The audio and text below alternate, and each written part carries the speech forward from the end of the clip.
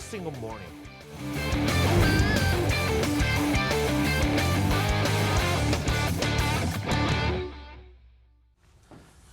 금요일 아침 글로벌 탑 뉴스 전해드리겠습니다. 오늘은 이번 주 말, 그리고 6월 말, 2분기 말, 그리고 글로벌 랩의 마지막 방송 되겠습니다. 끝까지 좋은 내용으로 함께해 주시면 고맙겠습니다. 자, 미국 증시가 혼조세로 마감했다고는 하지만 사실상 반등에 성공했다고 저는 보고 있습니다. 로이터 통신 보시죠. 다우지수만 개별 종목의 이제 일부 이슈 때문에 조금 아주 소폭의 마이너스가 붙었지만요. 어쨌든 나스닥과 S&P 500 지수 둘 다 상승 마감했고요. 오늘 그야말로 월가는 G20 이슈에 대해서 희비의 쌍곡선이 막 교차되다가 어쨌든 결국은 전약 후 강으로 마감이 됐습니다.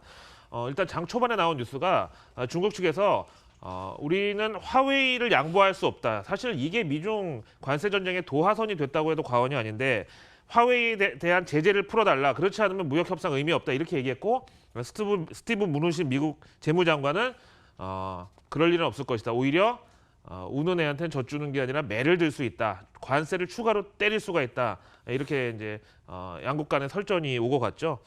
그럼에도 불구하고 오늘 미국 증시의 어떤 상승을 견인했던 요인 중에 하나는 지난 서브프라임 사태 이후로 이제 연준에서 스트레스 테스트를 정기적으로 실시하고 있는데 요즘에는 워낙 다 자본 건전성이 훌륭한 것으로 나오니까 특별히 이제 외신에도 보도는 안 나왔습니다만 어쨌든 오늘이 스트레스 테스트 결과 발표 날이었거든요. 장 마감 이후에 발표가 됐는데 그 전에 이미 대부분의 월가 금융사들이 스트레스 테스트에 통과했다는 소문이 미리 퍼지면서 금융주가 상승을 했습니다.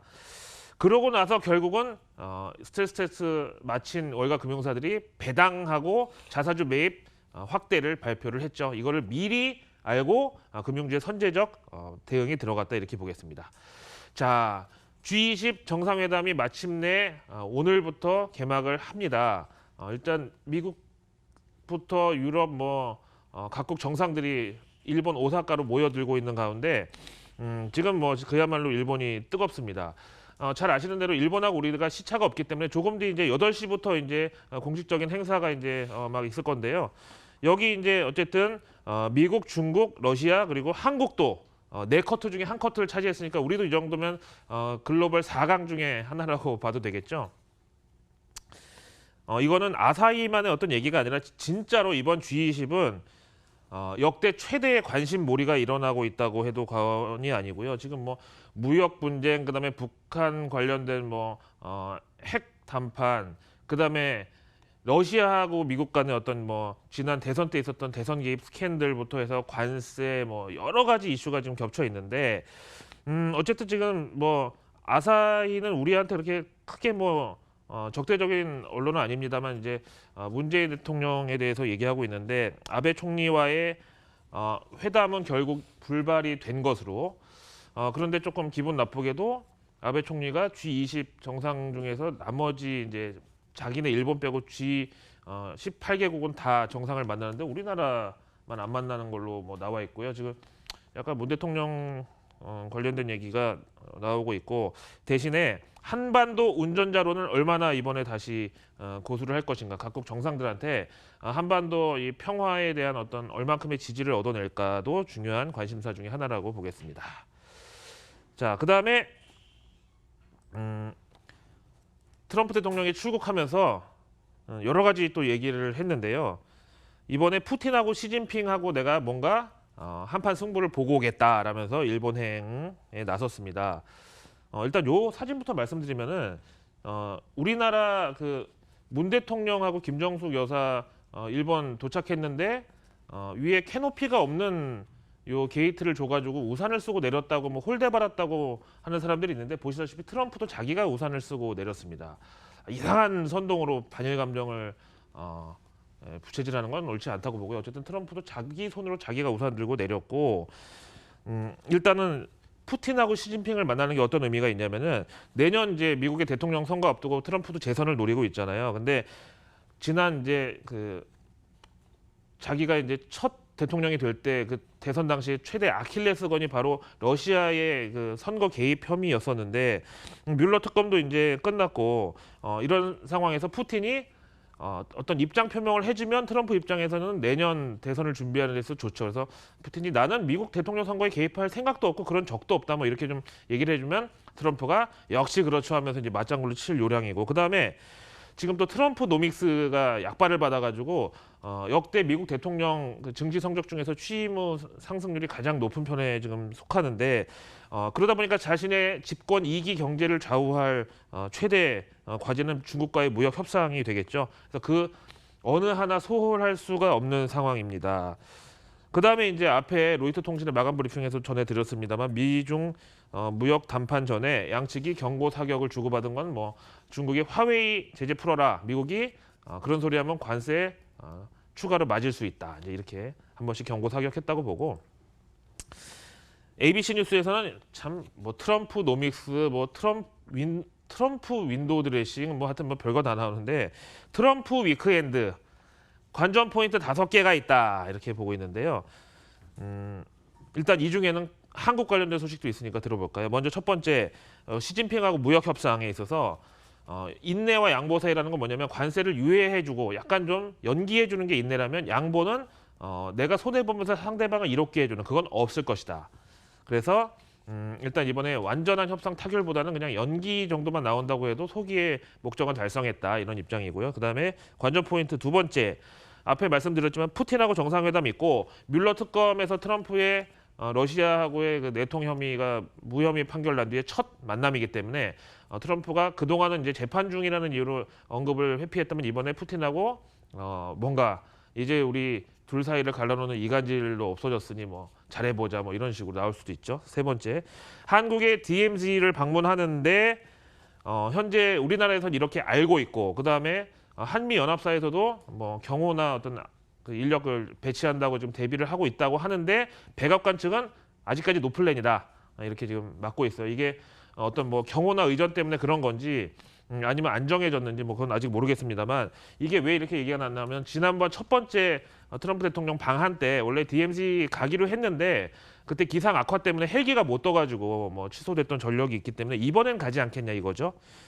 그런데 잘 아시겠지만 물론 이번에 트럼프가 뭐 판문점이든 뭐 JSA든 뭐 DMZ든 어디서든 김정은을 깜짝 만날 가능성은 진짜 그거는 0%라고 하는데, 트럼프가 DMZ까지 만약에 올라간다 그러면 이제 항모랑 전략자산 같은 거 무기들도 다 사실은 옆에 붙어야 되는데 북한 입장에서는 이거 굉장한 위협이 될 거거든요. 그래서 DMZ 방문이 트럼프 입장에서는 가서 한반도 평화에 대해서 연설을 하러 간다고는 하지만 북한 입장에서는 오는 게 그렇게 또 달갑지 않을 수도 있어요. 말씀드린 대로 대통령 한 명이 서울까지 오는 것만 해도 그때 최대 경계 상황이었는데, 서울에서 한 50km 더 북쪽으로 올라가면 말씀드린 대로 항공모함, 뭐 폭격기, 뭐 전투기, 병력들도 다 같이 트럼프를 따라서 북진을 해야 되는 상황 말씀드리고요.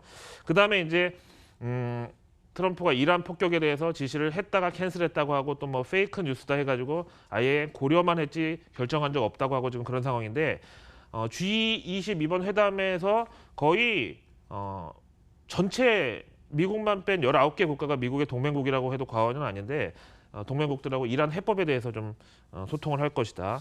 그 다음에 어제 우리나라 왔었던 빈살만 사우디 국왕이 지금 G20에도 참석을 하는데 여기서 제외를 하는데 왜 서로 표정 관리가 필요하냐 하면은 지난번에 트럼프가 이제 사우디에 무기를 팔아 먹으려고 서로 관계가 좋은 척을 했는데 이번에 이란 해법을 놓고 조금 부딪혔죠.